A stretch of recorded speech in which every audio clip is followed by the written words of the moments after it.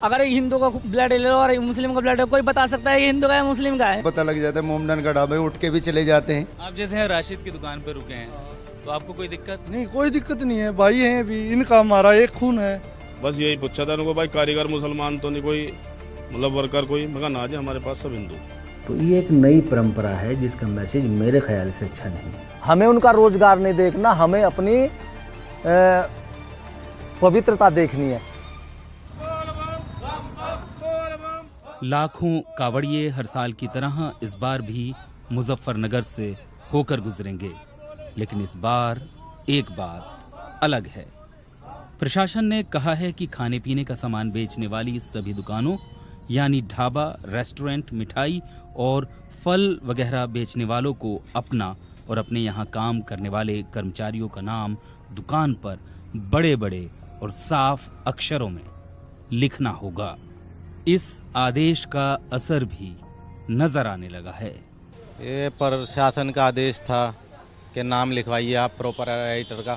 वैसे तो नाम हमारे ऑलरेडी लिखे हुए हैं बोर्ड पर ऊपर, कहने लगे अलग से बैनर भी लगाइए एक, इसलिए लगाना पड़ा है। प्रशासन ने कहा उसका आदेश का पालन करेंगे। क्या कहा आपसे? कि अपनी फ्लेक्सी लगाओ नाम लिखकर, बस। गाड़ी में बिठा निकाल के जेल भेजेगा, बिठा कर मुझे थाने ले गए, खोतोली अंदर बंद कर दिया।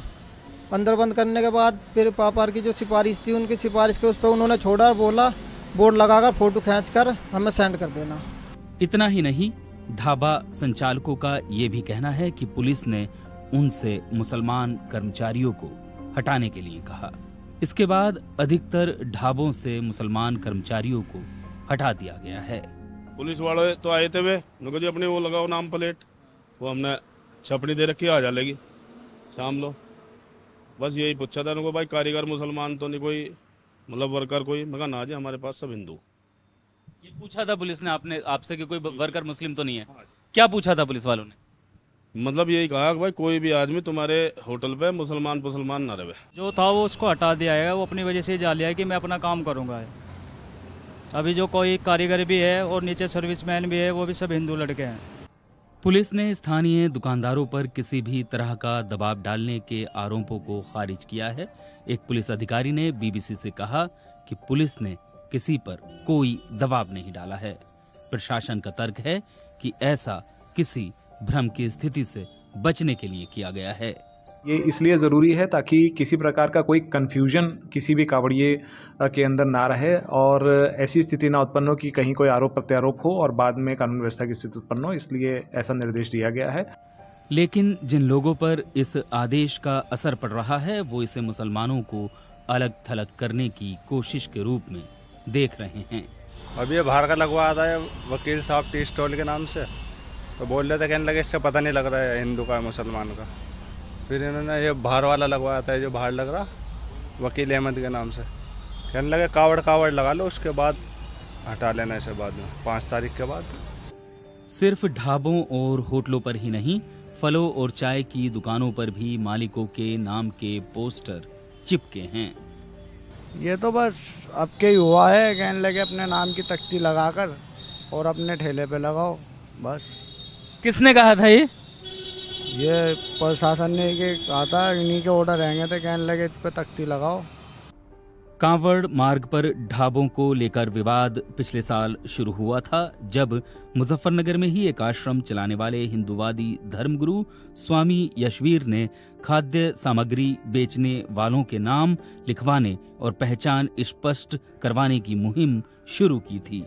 उनका कहना था कि मुसलमान दुकान वाले अपनी दुकान का नाम हिंदू नामों पर रख के हिंदू ग्राहकों को गुमराह कर रहे हैं। स्वामी यशवीर प्रशासन के इस ताज़ा निर्देश से सहमति जताते हैं। तो फिर हमने पिछले वर्ष आवाज़ उठाई मुजफ्फरनगर के अंदर। तो मुजफ्फरनगर में जितने भी इस तरह के होटल थे मुसलमानों के, ढाबे आदि, वे सब सील हो गए। इस वर्ष भी हमने आवाज़ उठाई तो यहाँ मुजफ्फरनगर के अंदर पुलिस प्रशासन ने हमारी बात को उचित मान करके वो सब व्यवस्था कर दी। हमने कहा कि हमें मुसलमानों के होटल ढाबे आदि से कोई परेशानी नहीं है, लेकिन वे हमारे देवी देवताओं के नाम से न चलाएं, अपने नाम से चलाएं। तो अब सबके होटल ढाबे आदि जो भी है उनके संचालकों के नाम मोटे अक्षरों में लिखे जा रहे हैं। वहाँ जो कर्मचारी हैं उनके नाम भी मोटे अक्षरों में लिखे जा रहे हैं। हमें उनका रोजगार नहीं देखना, हमें अपनी पवित्रता देखनी है। यदि वो अपवित्र काम करके हमारे भक्ति भावना में बाधा डालते हों तो हमें उनका रोजगार क्या देखना, हमें तो अपनी भक्ति देखनी है। प्रशासन अगर पीछे हटता है तो इस मुजफ्फरनगर के अंदर तो हम चलने नहीं देंगे। हम आंदोलन का मार्ग शांति रूप में चलाएंगे, क्योंकि हम लोग साधु हैं, अहिंसा के पुजारी हैं। तो अहिंसा रूप में आंदोलन चलाएंगे और आंदोलन चलता रहेगा, लेकिन यहाँ इस तरह की बातें हम चलने नहीं देंगे। इसका असर मुसलमान ढाबा मालिकों के कारोबार पर भी नजर आ रहा है। नाजिम त्यागी एक हिंदू पार्टनर के साथ पंजाबी तड़का ढाबा चलाते हैं। हाँ, बहुत सारा फर्क पड़ गया। थोड़ा सा हाईलाइट होगा तो मोमडन की वजह से बहुत सारी पार्टियां भी होती है, पता लग जाता है मोमडन का ढाबा, उठ के भी चले जाते हैं।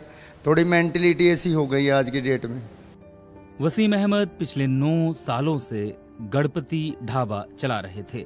उनका आरोप है कि पिछले साल पनपे इस विवाद के बाद उन्हें अपना ढाबा बेचने पर मजबूर होना पड़ा। दरअसल बात यह है कि मेरा नाम वसीम अहमद है और आज की तारीख में जो ये कुछ पॉलिटिक्स वाले और ये अदर लोग हैं, अपनी राजनीति और अपने आप को हाईलाइट होने के लिए, लोगों के उसमें लाइट में आने के लिए ये प्रोपेगेंडा अपनाते हैं। भाई साहब 2014 से हम ये ढाबा चला रहे थे गणपति के नाम से।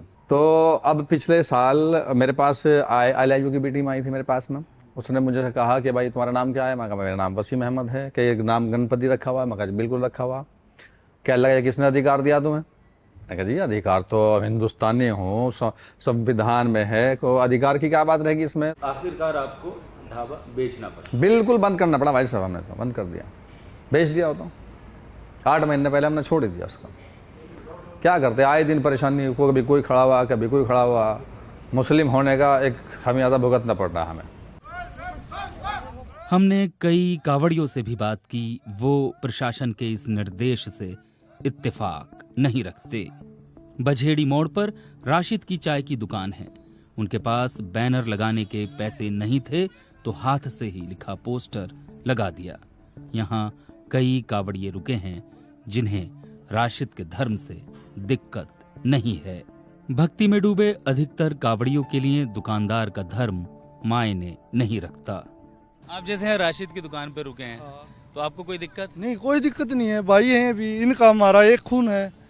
वो तो बस कुछ कह लो आप, थोड़ा धर्म सबका एक ही है। जैसे हमारे वाले तो हमको रुकने भी नहीं देते, बाकी ये तो अपना अलग से व्यवस्था करते हैं, अच्छी वो कर रहे हैं। अभी तो देखो अब हमारे सामने तो यही हुआ है, बाकी औरों के साथ पता नहीं। अगर हिंदू मुस्लिम देखोगे तो क्या रहेगा, बस हम तो अपने आप को देखते रहेंगे। सभी भाई तो है, सभी बोल रहे हैं। अगर हिंदू का ब्लड ले लो और मुस्लिम का ब्लड, कोई बता सकता है ये हिंदू का है मुस्लिम का है? नहीं तो ना। तो ऐसे कोई इंसान किसी का चेहरा देख के जज नहीं करना चाहिए, उसका मन साफ होना चाहिए। सामाजिक कार्यकर्ता आसिफ राही हर साल मुजफ्फरनगर में कावड़ियों के लिए शिविर लगाते थे, लेकिन बदले हुए माहौल में इस बार उन्होंने ऐसा न करने का फैसला लिया है। हम पिछले 17-18 सालों से मीनाक्षी चौक जो मुस्लिम बाहुल्य क्षेत्र है वहाँ रह कर के भाईचारा कायम रहे, कोई वायलेंस ना हो, हमारे मुस्लिम समाज का एक अच्छा मैसेज जाए, इस नीयत से हम हमेशा वहाँ अपने साथियों के साथ मिलकर कावड़ कैंप लगाते थे, सेवा करते थे। तो ये एक नई परंपरा है जिसका मैसेज मेरे ख्याल से अच्छा नहीं है। इस बार आप कैंप लगाएंगे? नहीं लगा रहे हैं। क्यों? एहतियात।